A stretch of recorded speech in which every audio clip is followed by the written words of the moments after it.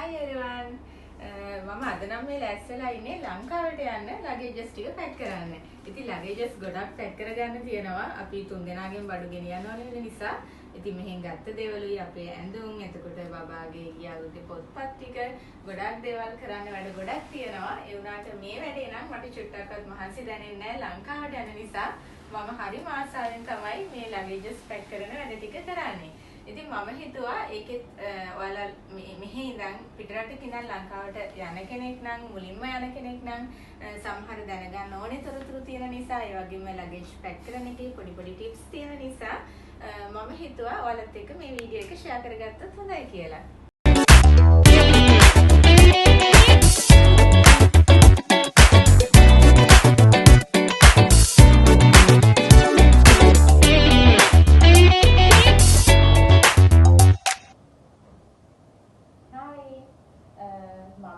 මේ shopping list එකක් ලියලා ඉන්නේ. දැන් නම් ලියලා ඉවරයි. ඉතින් අපි ලංකාවට යන්න තව දවස් 3යි තියෙන්නේ vacation එකට යන්න. ඉතින් vacation යද්දී ගොඩක් දේවල් අරගෙන යන්න වෙනවනේ. ගෙදර කට්ටියට, පවුලේ අයට, නෑදෑයන්ට ගෙනියන දේවල් මොනවද කියලා මම මේ list එක පොඩ්ඩක් ලියාගත්තා. මොකද දැන් හස්බන්ඩ් මම එළියට ගිහිල්ලා වඩු ටික ගන්න තමයි ලෑස්තිලා ඉන්නේ. ඊට කලින් list එක හස්බන්ඩ් එක්ක චුට්ටක් කතා කරලා අඩුපාඩු ටික ඔක්කොම ලියලා list එක complete කරගත්තා. ඉතින් මම ඔයාලට කියන්නම් මම මෙහෙම ලිස්ට් එකක් ලියන්නේ ඇයි කියලා. මම අනිවාර්යයෙන්ම ලංකාවේ වුණත් මෙහෙ වුණත් කොහේ හරි ගමනක් යන්න කලින් මේ විදිහට දැන් අපි කොහොමද ගමනක් යන්න කලින් චුට්ටක් හරි ටවුන් එකට ගිහිල්ලා අවශ්‍ය බඩු ටිකක් ගන්නවනේ. ඉතින් ඒ ගන්න ඕනේ බඩු ටික මම මේ විදිහට පොඩි නෝට්බුක් එකක shopping list එකක් ලියා ගන්නවා. ඉතින් එතකොට අපිට අමතක වෙන්නේ නැතුව ඕනි කරන බඩු ටික ඔක්කොම ගන්න පුළුවන්. ඇත්තටම මම මේ විදිහට shopping list එකක් ලියන්න පටන් ගත්තේ මටම කලින් වෙච්ච ප්‍රශ්න හින්දා තමයි. ඒ කියන්නේ මම ඉස්සර මෙහෙම ලිව්වේ නැහැ. මම ඉතින් මතකෙන් ගිහිලා මේ බඩු ටිකනේ ගන්න ඕනි කියලා ඉතින් මොන හරි ගන්නවා නම් ඒවා ඒ විදිහට අරගෙන එනවා. ඒ වුණාට ගොඩක් වෙලාවට අර පොඩි දෙයක් හරි මිස් වෙනවා අනිවාර්යෙන්ම අමතක වෙනවා.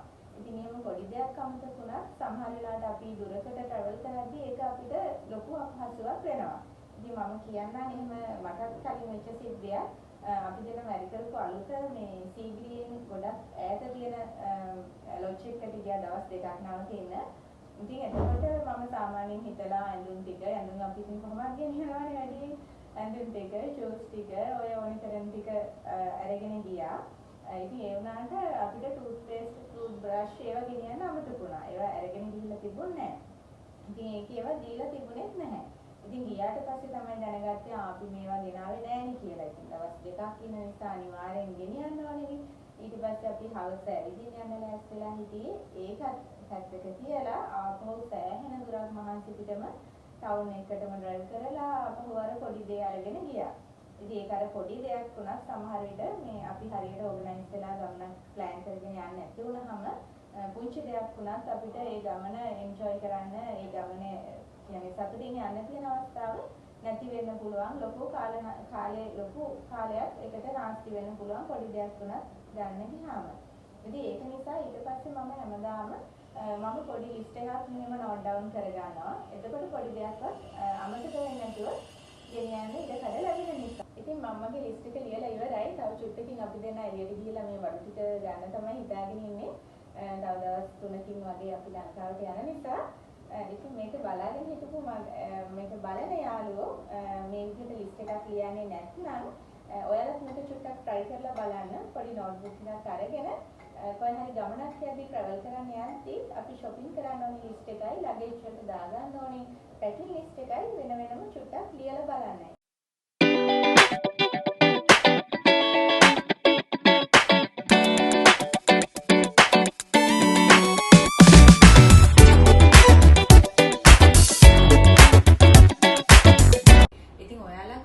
රටකට යනවා නම් රටින් එනවා නම් අනිවාර්යෙන්ම චෙක් කරන්න තමන් ටිකට් එක බුක් කරන එයාලයින් එකේ කොච්චරක් බැගේජස් allowance එක දෙනවද කියලා. ඒ කියන්නේ බැගේජස් කොච්චරක් කිලෝග්‍රෑම් ප්‍රමාණයක් ගෙනියන්න පුළුවන්ද කියලා.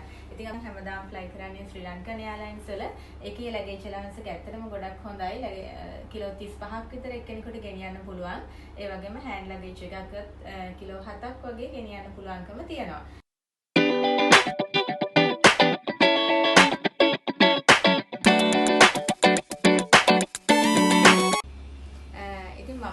අපේ ඇඳුම් ලගේජ් එක තමයි පැක් කරගන්නේ. ඇඳුම් ටික දාගන්න එක. ඉතින් ගොඩක් ඔයාලා සමහර විට වීඩියෝස් වලත් දැකලා ඇති. ඔයාලට ඇඳුම් ගොඩාක් තියෙනවා නම් පැක් කරන්න මේ විදිහට ඇඳුම් රෝල් අප් කරලා පැක් කරගන්න එකෙන් වැඩි ඇඳුම් ප්‍රමාණයක් පැක් කරන්න පුළුවන්. මෙහෙම රෝල් කරලා පැක් කරන එකෙන්. එනකොට මම නම් රෝල් කරලා පැක් කරන්නේ නැහැ. මොකද අපි 3 දිනකට ලගේජස් 3ක් ගෙනියන්න පුළුවන්කම තියෙන නිසා මට හිතුණා අපි ගෙනියන ඇඳුම් ප්‍රමාණය දාගන්න ඒක ඉඩ ඇති කියලා. ඒක නිසා මම ඇඳුම් නමලා තියෙන විදිහටම මේ විදිහට පැක් කරගන්නවා. ඉතින් මම ඔයාලට තව දෙයක් කියන්නම්. ඔයාලා රටකින් රටකට යද්දී කොයිම වෙලාවකදීවත් මේ ලොකු ලගේජ් එකට ඉමිග්‍රේෂන් එකෙන් චෙක් කරයි කියලා හිතන දෙයක් දාගන්න එපා. ඒ කියන්නේ අපි රටකින් රටකට යද්දී සාමාන්‍යයෙන් අයිඩියා එකක් දැනගෙන යන්න ඕනේ. ඒ රටට ගෙනියන්න බැරි භාණ්ඩ මොනවද කියලා. එනකොට අපිට නිකමට හරි ඩවුට් එකක් තියෙන දෙයක් අපි ගෙනියනවා නම් ඒක හැම වෙලාවෙම හෑන්ඩ් ලගේජ් එකට දාගන්න.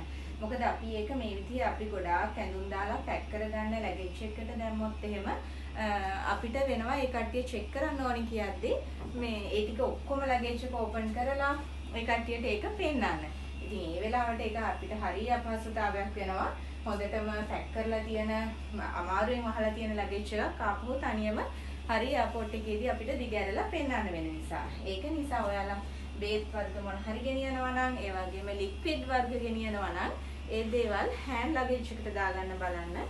මේ ලොකු ලගේජ් එකට දාන්න එපා. කිසිම ප්‍රශ්නයක් නැතුව ස්කෑන් එකෙන් පාස් වෙලා යන බඩු ටික විතර ලොකු ලගේජ් එකට දාගන්න එක තමයි හොඳ.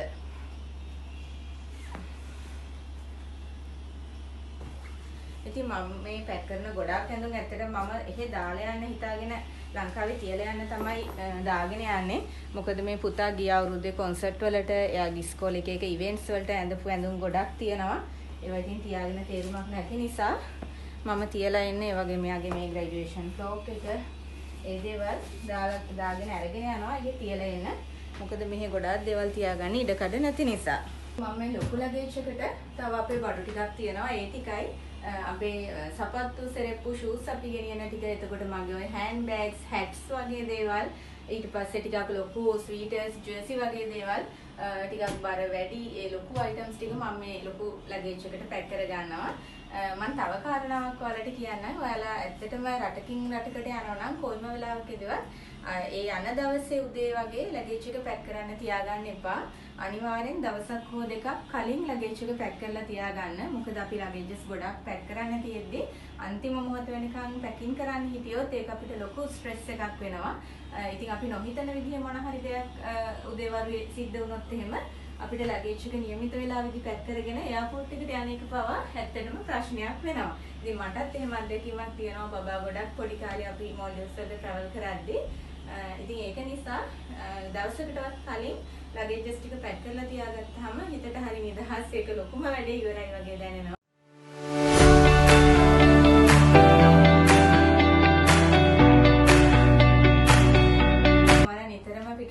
ට්‍රැවල් කරන කෙනෙක් නම් ඔයාලා ගාව පොඩි ස්කේල් එකක් තරාදියක් ඇති.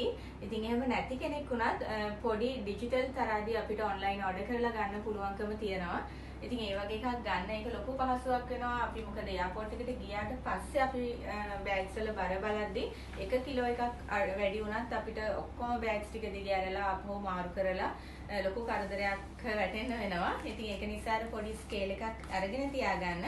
ඒක ඔන්ලයින් ඕඩර් කරලා ගන්න පුළුවන්. අපි ළඟ තියෙන එක මම ඔයාලට පෙන්නන්නම්. ඒක eBay එකෙන් ඕඩර් කරලා නේද අපි ගත්තේ? ඔව් eBay එකෙන් ගත්තේ ඩොලර් කීයද උනේ? ඩොලර් 4ක් විතර උනේ. ඩොලර් 4ක් වගේ මුදලකට eBay එකෙන් ඕඩර් කරලා ගන්න පුළුවන්. මොල්ඩිව්ස් ඉන්න කෙනෙක් නම් වෙන රටවලින් ගන්න පුළුවන්. ඒක නිසා ඒ වගේ පුංචි දේවල් වල ලොකු වටිනාකමක් තියෙනවා. අපිට වෙන අපහසුතාව මග අරගන්න.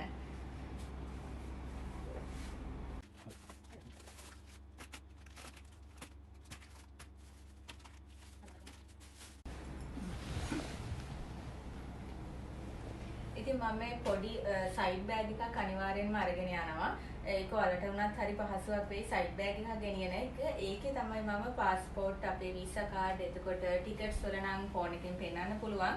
එනකට අපි හાર્ඩ් කොපි එකක් ගන්නවා නම් ටිකට්ස් කොපීස් ටික ඒ වගේ අපිට අර නිතරම එළියට ගන්න ඕන වෙන ඊටම වැදගත් ලියකියවිලි ටික, ඒ වගේම අපේ ෆෝන්ස් ටික, ඒ විදිහ දේවල් මම මේ පොඩි මගේ හෑන්ඩ් බෑග් එක වගේ තියෙන පොඩි සයිඩ් බෑග් එකට දාගන්නවා. ඉතින් ඒක ලේසි නිතරම අපිට ඉමිග්‍රේෂන් කවුන්ටර්ස් වලදී මේක අරගෙන පෙන්නන්න පහසුවක් වෙනවා.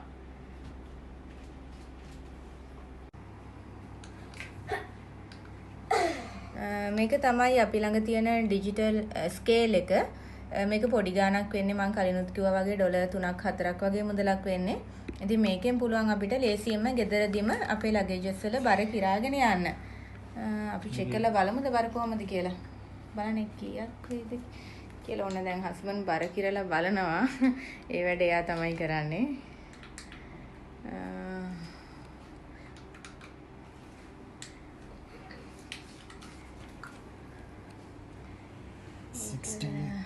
16.6 තියෙනවා. ඒක 16.6 ඒ කියන්නේ කිලෝ 16ක් වගේ තියෙන. ඉතින් ඉෂුව එකක් වෙන්නේ නැහැ. මොකද කිලෝග්‍රෑම් 20ක් 23ක් ගෙනියන්න පුළුවන් ලොකු ලගේජ් එකේ. අනිකත් අපි බලමු චෙක් කරලා කීයද කියලා. 16ක් තියෙන්නේ. ඉතින් අපිට ලේසියෙන්ම බර බලා ගන්න පුළුවන් මේ ස්කේල් එක තියෙන නිසා. අපේ පැටියා ඒකත් කඩලා තියෙන්නේ.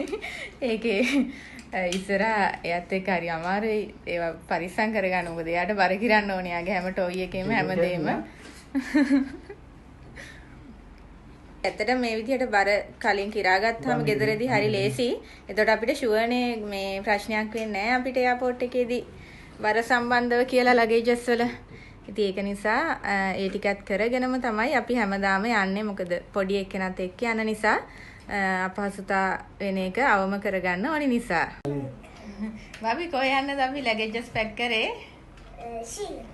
ශ්‍රී ලංකාවේ යන්න ඔය ආසද? ඔව්. කොච්චරද?